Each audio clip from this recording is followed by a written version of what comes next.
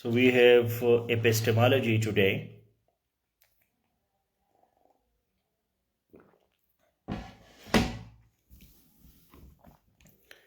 Epistemology is one of the branch of philosophy. There are many other branches of philosophy. So one of the branch is epistemology. Can you tell me what are the other branches of philosophy? Anybody? What are the other branches of philosophy?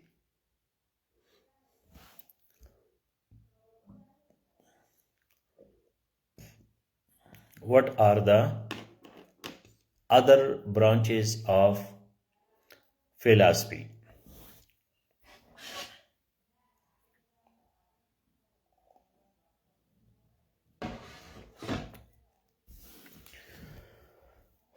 If somebody is listening to me, so please make a comment that epistemology is the branch of philosophy. Epistemology is the branch of philosophy. Make a comment. Epistemology is a branch of philosophy. Now, what are other branches of philosophy? What are other branches of philosophy?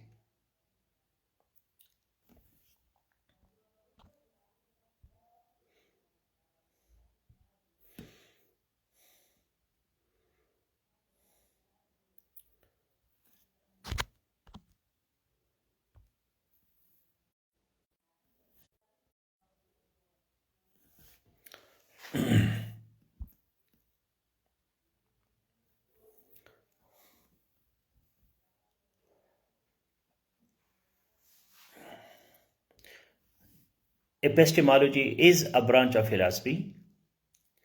Other branches are ontology. Deontology is not a branch. Deontology is an approach in philosophy which is given by Kant, but it is not as a separate branch. And there is not ontology and the opposite is deontology, no. So other branches, axiology, yes, the study of values. Aesthetics is a branch of axiology again. So other branches are ontology, ethics, logic, not logics. Imran Khan logic, ये plural singular पे control रखो क्योंकि plural singular से चीज़ें मुख्तलिफ हो जाती है. Logic, ethics but logic. अब एथिक्स जो है वो प्लूरल में है, लॉजिक जो है वो सिंगुलर में है. Aesthetics, axiology are the branches of philosophy. Ontology, metaphysics. Ontology is again branch of metaphysics. Metaphysics जो है बड़ी चीज है और इसके अंदर फिर ontology है. We have epistemology, logic, ontology or metaphysics, ethics, philosophy of science, philosophy of language, philosophy of mind, philosophy of religion, political philosophy. All these are the branches of philosophy. So how many branches we have? Number 1, logic. Number 2, metaphysics or ontology. Number 3, epistemology. Number 4, ethics. Number 5, philosophy of mind, philosophy of language, philosophy of science, philosophy of religion, and political philosophy. So these are some of the famous branches of philosophy. And from here you can also make the definition of philosophy. ये जो branches है इसी से आप philosophy का definition भी बना सकते हैं. That philosophy is about logic, reasoning, existence, which is ontology, knowledge, which is epistemology, morality, which is ethics, mind, language, science, religion, and politics. So this covers the whole definition of or scope of philosophy. अगर question आता है ना कि philosophy का scope क्या है, तो ये सारी चीज़ें फिलॉसफी के स्कोप है. लॉजिक उसका स्कोप है, नॉलेज है, एग्जिस्टेंस है, एथिक्स है, माइंड है, रिलीजन है, लैंग्वेज है, साइंस है और politics. So that is the scope of philosophy. Now, one of the challenging thing with philosophers is what is knowledge and what is not knowledge. The definition of knowledge, the nature of knowledge, the limits of knowledge. क्योंकि दुनिया में लोग जो है propaganda करते हैं, publicity करते हैं, मार्केटिंग करते हैं, झूठ बोलते हैं. ठीक है ना. एक बंदा कहते हैं जी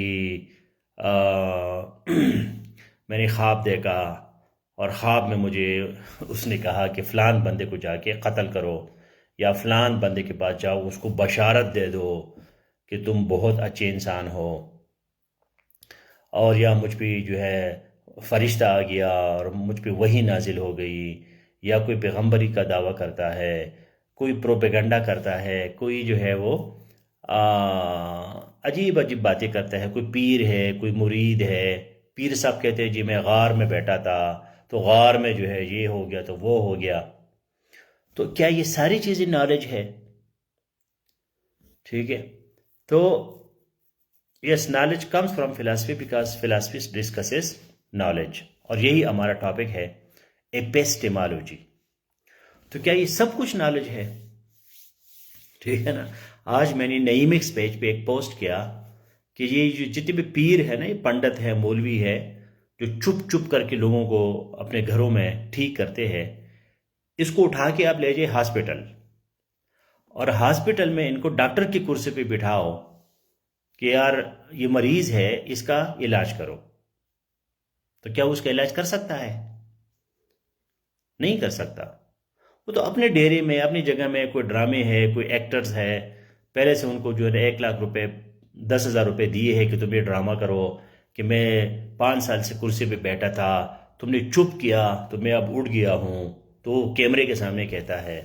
तो क्या ये नॉलेज है? So epistemology is about the definition of knowledge, nature of knowledge, justifiable truth, that your justifiable belief, कि आपका जो बिलीफ है क्या आप उसको जस्टिफाई कर सकते हैं? एक बंदा दावा करता है कि जी मैं दुरूद पढ़ के या कोई दम दुरूद करके मरीज को ठीक कर सकता हूं. तो आप उसको कहते हैं हाँ इसको जस्टिफाई करें, इसको प्रूफ करें, एविडेंस ले आए, इन्फ्रेंस कंक्लूजन निकाले, लॉजिक के थ्रू इसको हमें समझाए, एक्सपेरिमेंट करे, तजुर्बा करे.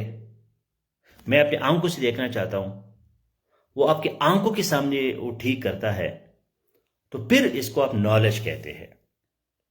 एक डॉक्टर है, उसके पास नॉलेज है.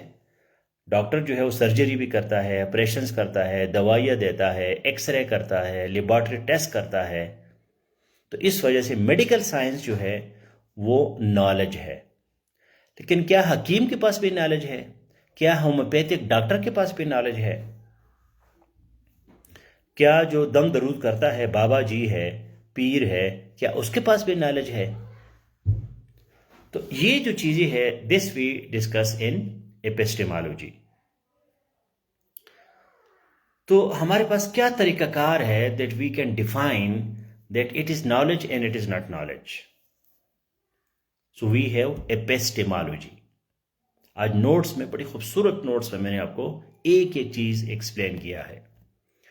तो epistemology, we have the formula of epistemology.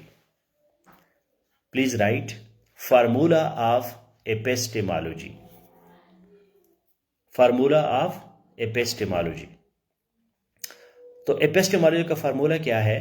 रेटी, RETI, RETI। Reti is the epistemology of the formula of epistemology। तो इस फार्मूले से हम जो है नॉलेज पता लगा सकते हैं कि ये नॉलेज है या ये नॉलेज नहीं है। RETI। Now, Reti stands for rationalism, empiricism, transcendentalism, intuitionism. ये 4 तरीके हैं जिसमें हम ये कह सकते हैं कि ये नॉलेज है या ये नॉलेज नहीं है, whether it is knowledge or it is not knowledge। Reti, please write it। R, rationalism, E, empiricism, T, transcendentalism, I, intuitionism। So these 4 are the ways that we can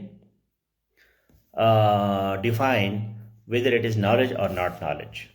जो भी बंदा कोई दावा करता है तो फिलासफर के पास ये टूल है कि उसको कहे हाँ जी बताओ, ठीक है, क्या ये रैशनल है, क्या अकल इसको मानता है। Number 2, empiricism. एम्पेरिसिज्म का मतलब है सेंसेस एंड एक्सपेरिमेंट, एक्सपीरियंस। क्या हवास और तजुर्बा इसको मानता है, जो साइंस कहता है। Empiricism produces science, rationalism produces logic, deductive logic. फिर कांट ने एक कोपरनिकन रिवॉल्यूशन लाया फिलॉसफी में, कोपरनिकन रिवॉल्यूशन।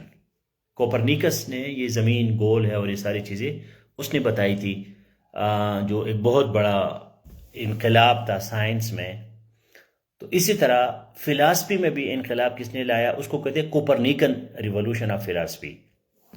तो वो कांट, KANT, कांट ने फिर कहा कि हम इन दोनों से ट्रांसेंडेंटल, हम इससे बालातर जा सकते हैं, अकल से और हवास से हम ऊपर जा सकते हैं, इनको मिला सकते हैं।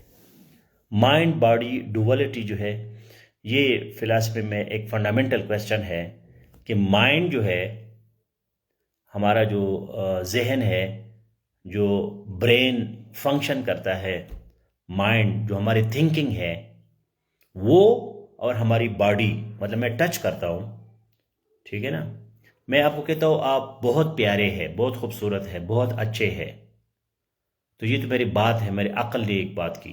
दूसरे मैं आपको टच करता हूँ या आपको देखता हूँ या आपको सुनता हूँ, ये मेरी बॉडी करती है। तो क्या ये माइंड और बॉडी सेपरेट है या ये इकट्ठे है? इसको कहते हैं माइंड बॉडी डुअलिटी।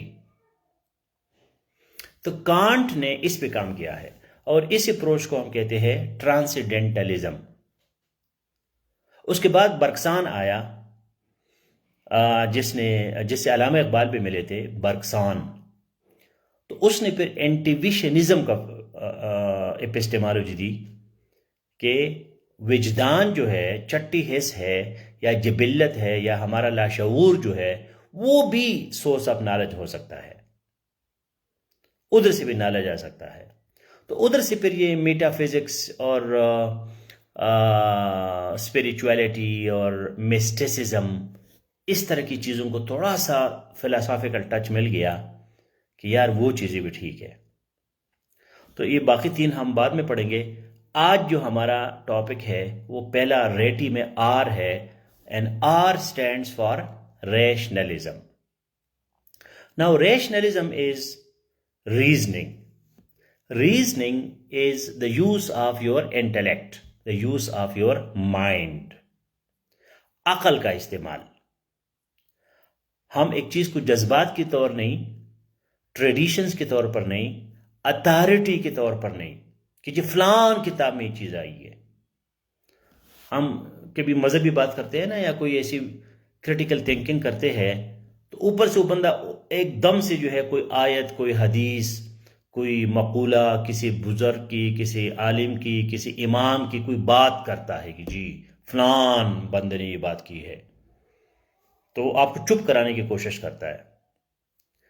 तो रैशनलिज्म आपको कहता है कि बंदा छोड़ो, अथॉरिटी छोड़ो, बात को देखो कि बात में वजन क्या है. ये जरूरी नहीं कि किसी इमाम ने या जॉर्ज वाशिंगटन ने एक बात की, न्यूटन ने बात की, या किसी बड़े पीर ने बात की. चूंकि पीर ने की है तो ये सही होगा. नईम खान इतना काबिल बंदा है, इसने बात की है तो ये तो बिल्कुल ठीक होगी. तो रैशनलिज्म इस चीज को नहीं मानता. रैशनलिज्म कहता है कि नहीं, अब बात को अकल से देखो, लॉजिक से देखो, बंदे मत देखो कि किसने ये बात की है. हो सकता है किसी इमाम ने बड़ी अच्छी बात भी की हो सकता है उसने कोई गलत बात की हो. ठीक है, अगर एक इमाम है और वो आपको कहते हैं कि झूठ मत बोलो, तो ये तो अच्छी बात है. लेकिन अगर इमाम आपको कहता है कि जी फलान बंदे को मारो, तो क्या आप मारोगे क्योंकि उसने कहा है? नहीं, कोई अकल नहीं मानता. So this approach is called rationalism. Now in rationalism we have three philosophers who have worked on rationalism. Rationalism पे तीन फिलोसफर ने काम किया है और ये तीनों आपके कोर्स में शामिल है. Plato, Descartes and Spinoza. Plato, Descartes and Spinoza, in philosophy they are rationalists. They believe in reasoning, in reason, in logic, in the use of mind, in the use of thinking.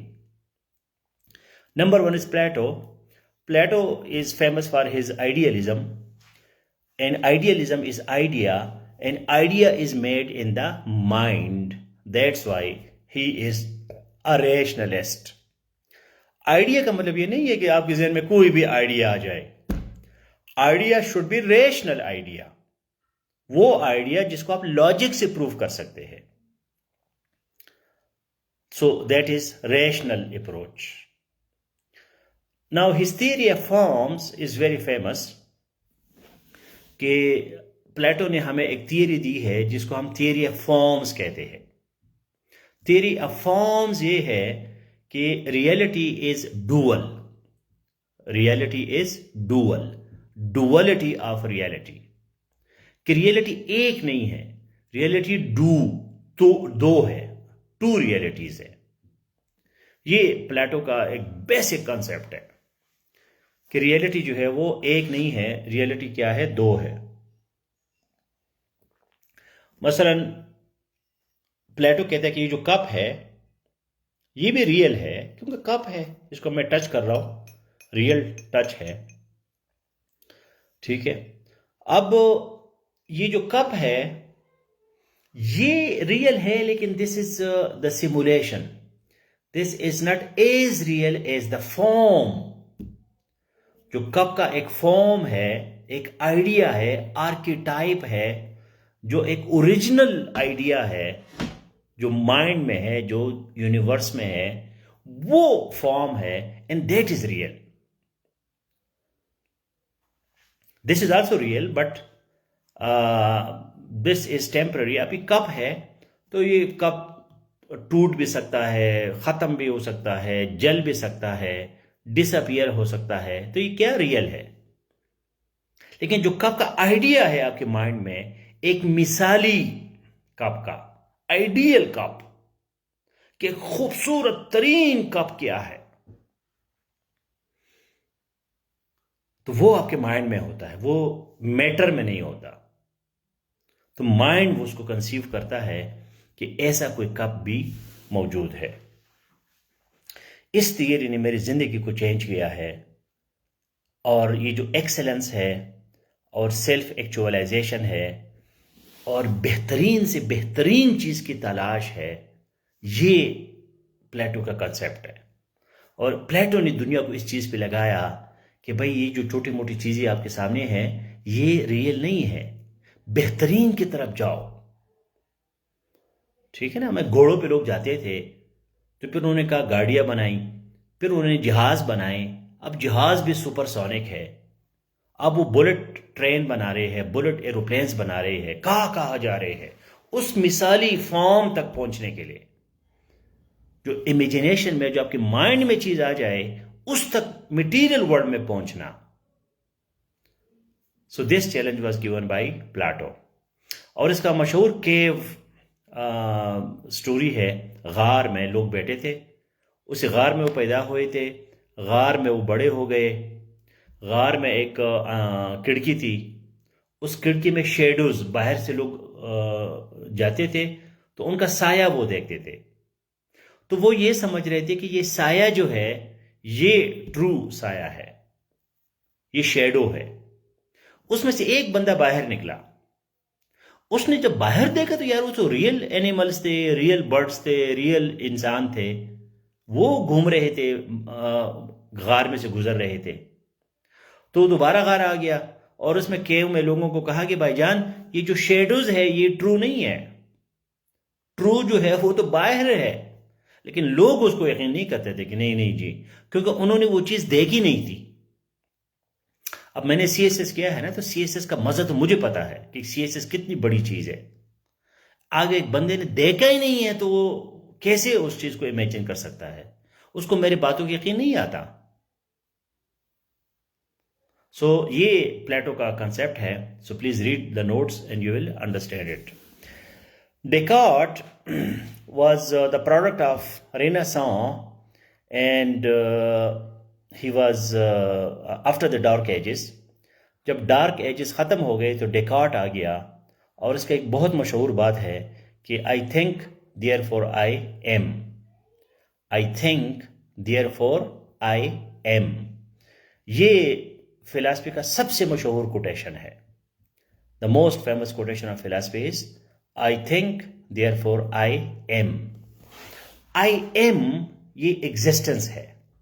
मुझे कैसे पता चलता है कि मैं मौजूद हूं? मुझे इसलिए पता चलता है कि मैं थिंकिंग कर सकता हूं। I think, therefore I am. And Descartes gave us the approach of innate ideas कि जब इंसान पैदा होता है तो उसमें कुछ आइडियाज जो है वो पैदाइशी होते हैं। मसलन ये कायनात जो है कोई चला रहा है, जिसको हम गॉड कहते हैं या नेचर कहते हैं, या हमारे इधर नेचर में कुछ चीज़ें होती है कि यार झूठ नहीं बोलना चाहिए, किसी को कत्ल नहीं करना चाहिए। तो ये इनेट आइडियाज है, ये हमें किसी ने सिखाई नहीं है, ये हमारे रेशनल माइंड का एक हिस्सा है। मैथमेटिक्स है, अब 2 + 2 = 4, तो ये किसने हमें समझाया है? ये हमें खुद पता है कि यार 2 और 2 4 होते हैं। तो जो लॉजिक है, मैथमेटिक्स है, इस तरह की जो चीज़ें है, ये इनेट आइडियाज है। इनेट का मतलब क्या है? By birth. ये हमने सीखी नहीं, ये स्किल नहीं है, ये रेशनल है, ये माइंड आपको ये चीज़ें बताती है। और इसका जो एक मशहूर फिलॉसफी है वो है फिलॉसफी ऑफ डाउट, कि आप हर चीज़ पे डाउट करें, शक करें, उसके बाद फिर आपको नॉलेज जो है वो आ जाएगा। नंबर 3 जो है वो स्पिनोजा है। स्पिनोजा जो है वो रैशनलिज्म को बहुत प्रमोट करता है, और वो भी एक रैशनलिस्ट है जो एम्पेरिसिज्म का, हवास का और तजर्बे का खिलाफ है। और उसका जो अप्रोच है वो ये है कि एवरीथिंग इज इंटरकनेक्टेड। इस कायनात में हर चीज़ जो है वो इंटरकनेक्टेड है। वो कैसे इंटरकनेक्टेड है? Because of monism. MONISM। Monism ये है कि the whole world is made of one substance. एक ही सब्सटेंस से, एक ही मादा से ये सब कुछ बना है। उसके मोड्स है, उसके मुख्तलिफ एट्रीब्यूट्स है। मतलब मैं नईम खान हूँ और आप सिकंदर ज़ेब है, तो मुझ में और आप में फ़र्क तो है, हमारे एट्रीब्यूट्स में, हमारे मोड्स में, लेकिन हम दोनों इंसान हैं और हम दोनों एक ही खमीर से, एक ही मिट्टी से बने हैं। और इसको फिर उसने गॉड या नेचर का नाम दिया कि हम सारे नेचर के हिस्से हैं।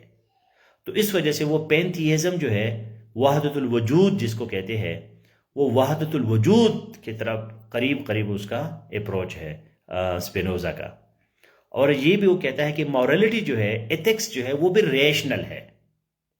मतलब हम गलत काम क्यों ना करें और हम अच्छा काम क्यों करें, ये हमें रेशनलिज्म बताता है कि तुम गलत काम करोगे तो उसका गलत नतीजा होगा, वो आपको नुकसान पहुंचेगा, आपको हार्म पहुंचेगा।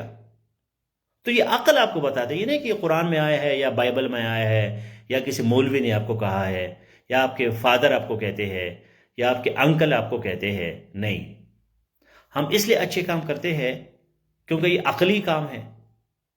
मतलब मैं सिगरेट पीता हूं और सिगरेट मेरे फेफड़े तबाह करता है, तो ये अकल मुझे कहता है कि यार सिगरेट मत पियो। अगर मैं सिगरेट फिर भी पीता हूं तो ये गैर अकली काम है, इर्रेशनल काम है। तो उसने फिर जो मॉरलिटी है, जो एथिक्स है, उसको उसने रेशनलिज्म के पाबंद किया है।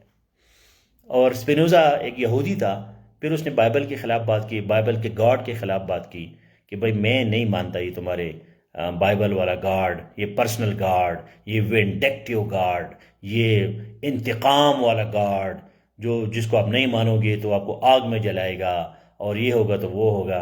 तो इस तरह की बातें की उसने सख्त मुखालिफत की। यहूदियों ने उसको अपने सिस्टम से निकाला, लेकिन वो इतना मशहूर हो गया कि आइंस्टाइन जैसे बंदे ने कहा कि मैं स्पिनोजा के गॉड पे बिलीव करता हूं, क्योंकि स्पिनोजा जो था वो रेशनल था। तो आप ये मेहरबानी करिए कि एपिस्टेमोलॉजी को जनरल पढ़े, फिर प्लेटो, डेकार्ट और स्पिनोजा को पढ़े, तो आपको रेशनलिज्म जो है, अकल का इस्तेमाल, उसकी समझ आपको आ जाएगी। Now if you have any question so please ask.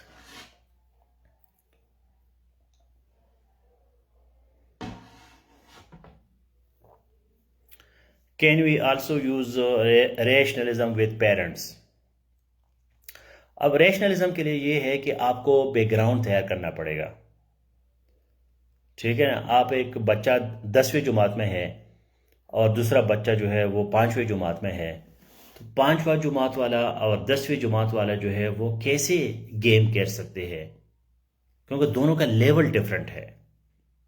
तो रेशनलिज्म आपको ये कहता है कि भाई जान, पहले उसको रेशनल तो बनाओ, मिट्टी पे काम तो करो, सॉइल जो है उसमें हल तो चलाओ, उसमें बीज तो डालो, उसमें खाद तो डालो, उसमें पानी तो दे दो। अब एकदम से जो है आप कहते हैं कि जी सारे मौलवी ख़त्म हो जाए और सारे वालिदैन जो है वो इनलाइटन हो जाए, वो मॉडर्न हो जाए, तो ये तो मुमकिन नहीं है ना। तो अकल आपको नहीं हुआ था, क्योंकि ये जो इंसान है वो इनेट आइडियाज़ है, उसमें कल्चर है। एपिस्टेमोलॉजी में एक आप जब नोट्स पढ़ोगे तो उसमें एक सोशल कल्चरल एलिमेंट भी है, स्केप्टिसिज्म भी है, शक भी है कि इंसान जो है वो अपने माहौल का पैदावार है। यही मौलवी अगर यूरोप में पैदा होता तो वो इस तरह बातें न करता, वो गरीब मजबूर है अपने माहौल से।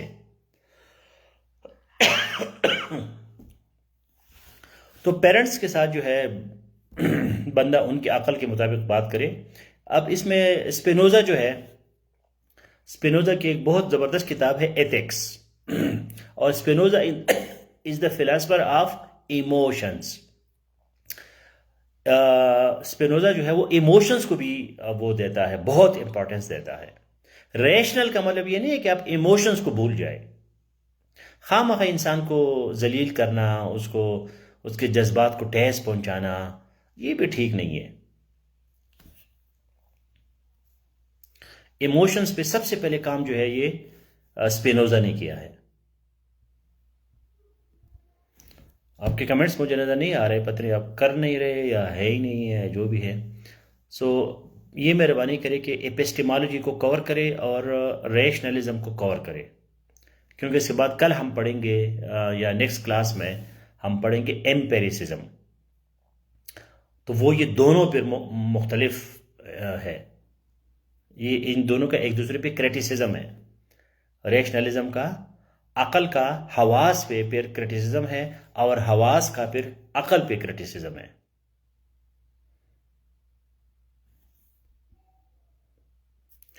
So all the best guys, take care. I hope I'm audible and visible. I don't see any comment from your side.